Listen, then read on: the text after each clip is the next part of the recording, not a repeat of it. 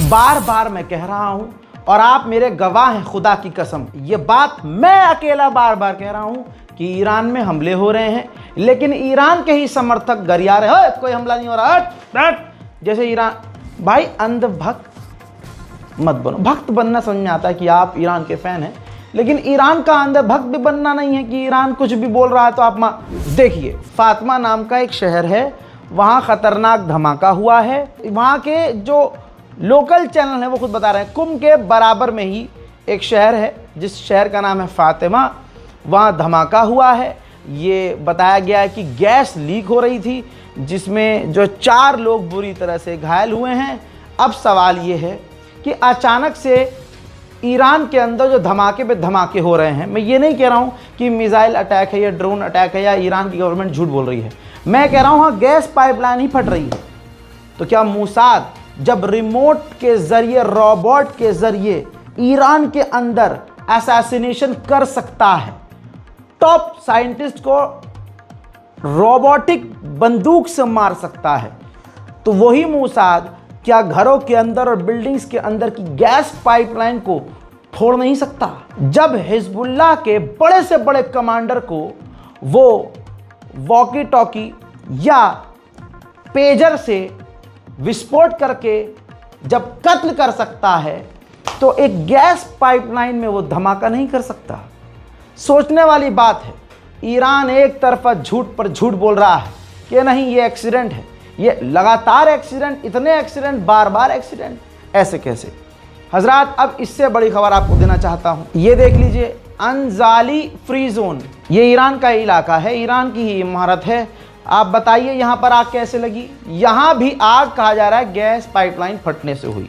अब इससे बड़ी खबर दे रहा हूँ, ये देखिए, ईरान के बॉर्डर पर अजरबैजान के लड़ाकू हेलीकॉप्टर एक्टिविटी पर हैं, यानी लगातार मूवमेंट हो रही है ईरान के बॉर्डर पर। तो क्या अजरबैजान ईरान से भिड़ने वाला है या फिर क्या अजरबैजान आर्मीनिया पर हमला करने वाला है? देखिए, याद रखिएगा, अजरबैजान और ईरान के रिश्ते सिर्फ मुंह से अच्छे हैं, अंदर से अजरबैजान ईरान का विरोधी ही है और इजराइल का साथ देता है अजरबैजान। ईरान ने अपने लोगों को वार्निंग दी है कि इजराइल आप लोगों से हमारी जासूसी करवाने के लिए कांटेक्ट कर सकता है या किसी को फंसा सकता है, लिहाजा अलर्ट रहिएगा। आंकड़े बड़े हुए आए हैं, 1062 ईरानियों की मौत हुई थी इजराइल के हमलों में, और दुनिया में छाती पीटी जाती है इजराइल के द्वारा कि हमारे 5 मार दिए, हमारे 20 मार दिए। वहीं ईरान के अधिकारी ने अपने मुंह से बताया है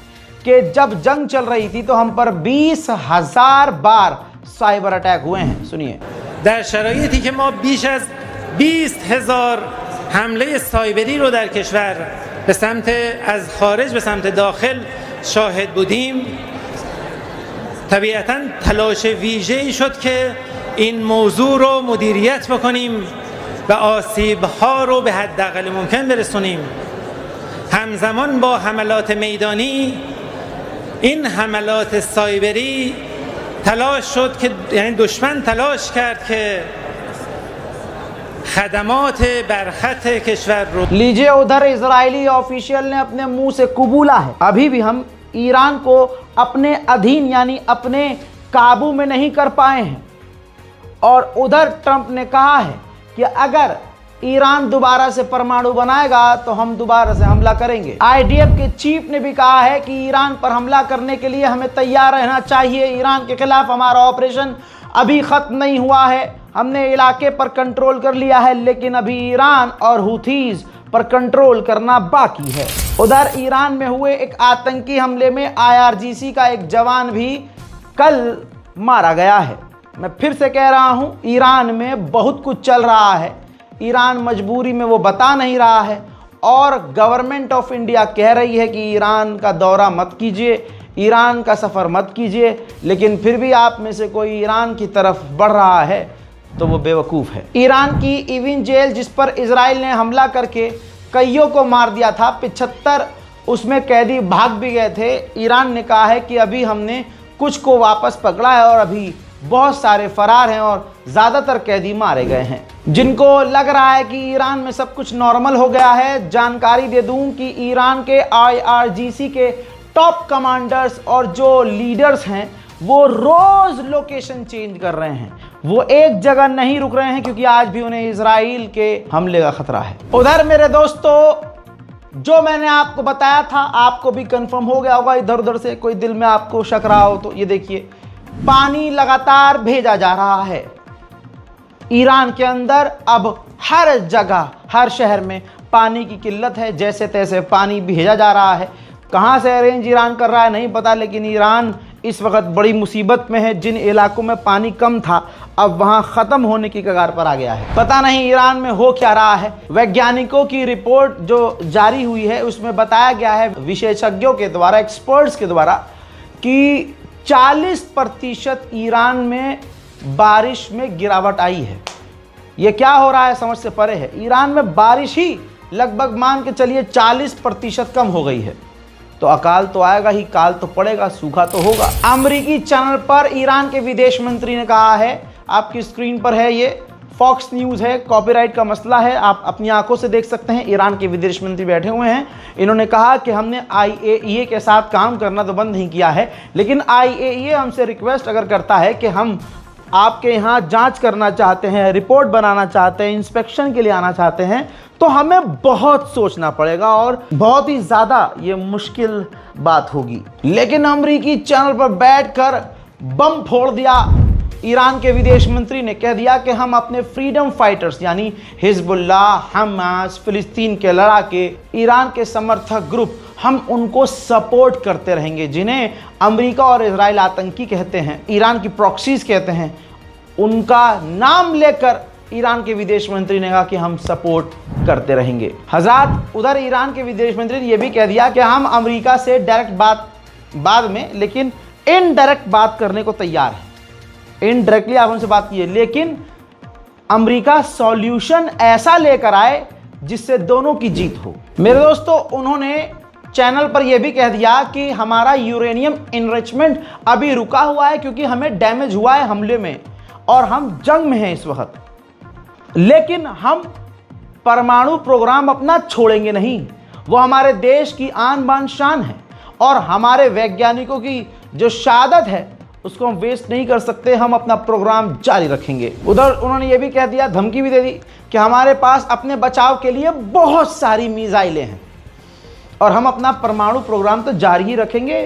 ये गलतफहमी में मत रहिएगा कि हम अपना प्रोग्राम बंद कर देंगे। लेकिन एक बड़ी अजीब बात कह दी है। हालांकि तमाम जो ईरान के लोग हैं बचपन से ये कहते आए हैं, जब ईरान का बच्चा पैदा होता है तो उसको नारा दिया जाता है, ऐसे नारे दिए जाते हैं जिसमें ये बात कही जाती है कि इजराइल को नक्शे से मिटाएंगे। लेकिन अमेरिकी चैनल पर ईरान के विदेश मंत्री खेल गए। उन्होंने कह दिया कि हमारा ऐसा कोई प्लान नहीं है जिसमें हम इजराइल को नक्शे से मिटाने की बात करें। झूठा है ये आदमी, जो है सारी बात सही कह के आखिर में झूठ बोल दिया है। अरे भाई, डर किस बात का है? आपका प्लान है तो है। जब ईरान के विदेश मंत्री ने ऐसा कह दिया कि भाई हमारी जो डैमेज हुई हैं साइट्स, तो तुरंत ट्रंप खुश हो गया। ट्रंप ने फौरन ट्वीट किया कि देखिए कितनी बड़ी बात खुद कह दी ईरान के विदेश मंत्री ने, उनका डैमेज हुआ है, उनकी साइट्स तबाह हुई हैं। और जो दूसरे अमेरिकी CNN, PNN हैं, ये झूठ दिखा रहे हैं कि हमने तबाह नहीं किया है। जब अगले ने खुद मान लिया तो बात खत्म हो गई। यानी डोनाल्ड ट्रंप 24 घंटे टीवी पर नजर रख रहा है, ईरान पर नजर रख रहा है कि ईरान के नेता, इधर ईरान के नेता ने बोला और उधर चाचा ने ट्वीट कर दिया। भाई मान गए ईरान को, पक्की एकदम गहरी नजर रखे हुए हैं डोनाल्ड ट्रंप। ईरान के नेता हगने भी जाते हैं तो उसकी भी जानकारी चाहता है ट्रंप। उधर ईरान ने धमकी दी है कि अगर UN ने हम पर किसी तरह से पाबंदी लगाई तो हम पर्शियन गल्फ की सिक्योरिटी चेंज कर देंगे। यानी एक तरह से धमकी है UN के देशों के लिए कि अगर आपने कोई हम पर पाबंदी लगाई तो हम जो पर्शियन गल्फ है वहां आपके लिए खतरा पैदा कर देंगे। इजराइल के पूर्व डिफेंस मिनिस्टर का कहना यह है कि हमें फोकस करना चाहिए, हर हाल में फोकस करना चाहिए इस बात पर कि ईरान की जो गवर्नमेंट है उसको चेंज की जाए। उधर चाइना ने ईरान का साथ दिया और कहा कि हम ईरान के पीसफुल न्यूक्लियर पावर प्रोग्राम को सपोर्ट करते रहेंगे। हजरात मोहतरम, न्यूयॉर्क टाइम्स ने जो लिखा है वो आर्टिकल आपकी स्क्रीन पर है।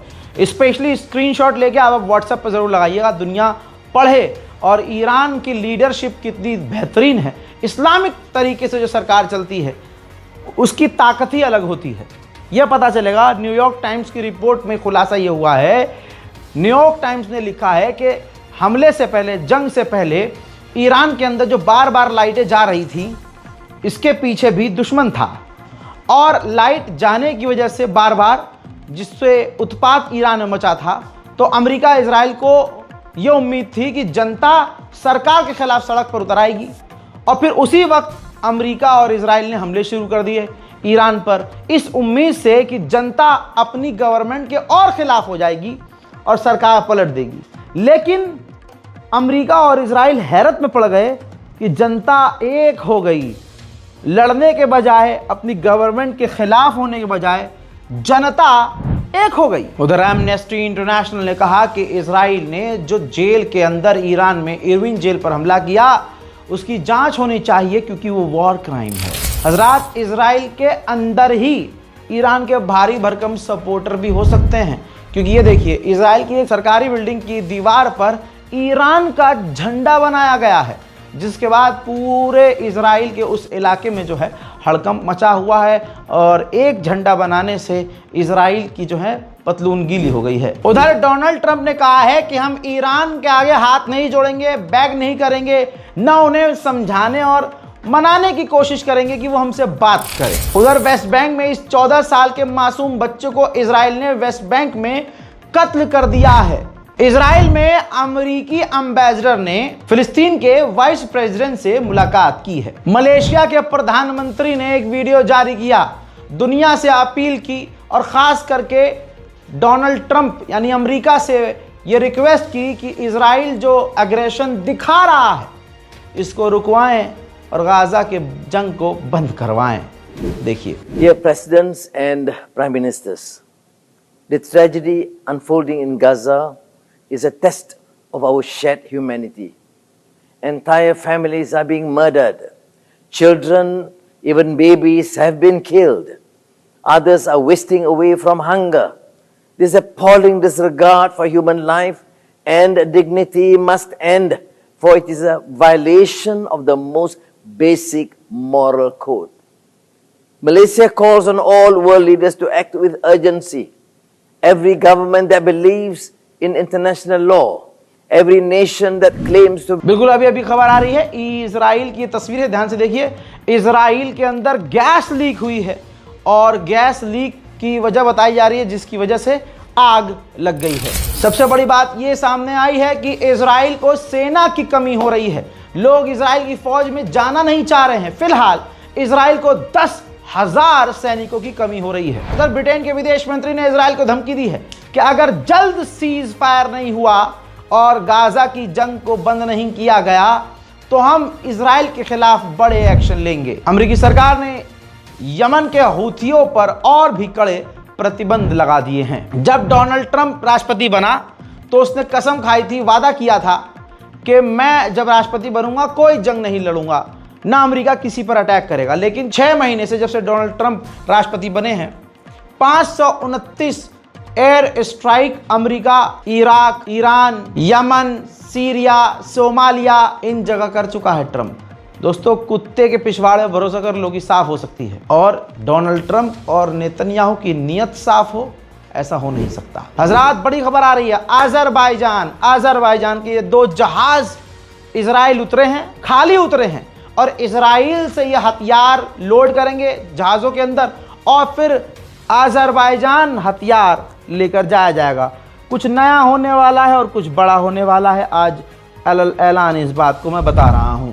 इसके अलावा आपकी स्क्रीन पर इजराइल की फौज के 2 जवान जिनको जहन्नम भेज दिया गया है, गाजा में मारे गए हैं। फ्रांस के विदेश मंत्री ने भी इजराइल को चूड़ी टाइट की है और कहा है कि ये जो तुमने महीनों से, 21 महीने से जो बैन लगाया हुआ है कि पत्रकार गाजा और फिलिस्तीन नहीं जा सकता, वो बैन हटाओ और अंतर्राष्ट्रीय पत्रकारों को गाजा और फिलिस्तीन जाने दो। इजराइल के पूर्व डिफेंस मिनिस्टर का स्टेटमेंट आपके सामने है। बता दूं कि इन्होंने अणुओं के पिछवाड़े पर थूकते हुए इजराइल की सरकार की निंदा की और कहा कि इजराइल के जो मिनिस्टर नेतन्याहू के लिए काम कर रहे हैं वो वॉर क्राइम कर रहे हैं। क्योंकि गाजा के अंदर नरसंहार हो रहा है, लोगों को मारा जा रहा है, जो गलत है और ऐसा नहीं होना चाहिए। ये देखिए, सब के सब गंदे नहीं हैं भाई। हाँ, लेकिन भारत में अंधभक्त जो है, जितना कोई अंधभक्त मिलेगा आपको सब गंदा ही मिलेगा। इजराइल का आदमी एक टाइम के लिए सही हो सकता है। ये देखिए, इजराइल के अंदर जो इजरायली मेडिकल एसोसिएशन है उसने मांग की है नेतन्याहू की सरकार से कि गाजा के अंदर मेडिकल इक्विपमेंट्स जाने दिए जाएं। पूरी दुनिया में यहूदी गोरे तो हैं लेकिन मुंह काला हो गया। ये देखिए, ग्रीस एक याच पहुंची जिसमें सैकड़ों इजरायली थे, सैकड़ों हरामी इजरायली थे। अब वो याच जब ग्रीस के एक पोर्ट पर पहुंची, अब वहां से जब इजरायली उतरने लगे तो तुरंत पूरे इलाके, ग्रीस के इलाके में जो लोग रहते थे उन्होंने जबरदस्त प्रदर्शन शुरू कर दिया, रास्ता जाम कर दिया, प्रदर्शन किया, इतना बवाल काटा कि इजरायली लोग समझ गए कि यहां तो हमारा सुअर बना दिया जाएगा। तुरंत उस याच में वापस सवार हुए और वो याच साइप्रस चली गई। एक कैनेडियन इजरायली है जिसने गाजा के अंदर खूब नरसंहार किया इजराइल की सेना में शामिल होकर, अब उसकी फटी पड़ी है। वो कनाडा वापस जाने से डर रहा है कि अगर मैं वापस गया तो मेरे अपने ही लोग मुझ में कितने छेद करेंगे, ये वो जाने या वो। बहरहाल, गाजा की मदद करने के लिए इस बारकोड का इस्तेमाल ज़रूर कीजिएगा ताकि गाजा में हम कुछ तो मदद कर सकें। फिलहाल के इस स्पेशल रिपोर्ट में, मिडिल ईस्ट स्पेशल रिपोर्ट में इतना ही। इस रिपोर्ट को शेयर कीजिए, चैनल को सब्सक्राइब कीजिए और दुआओं में याद रखिए। जय हिंद।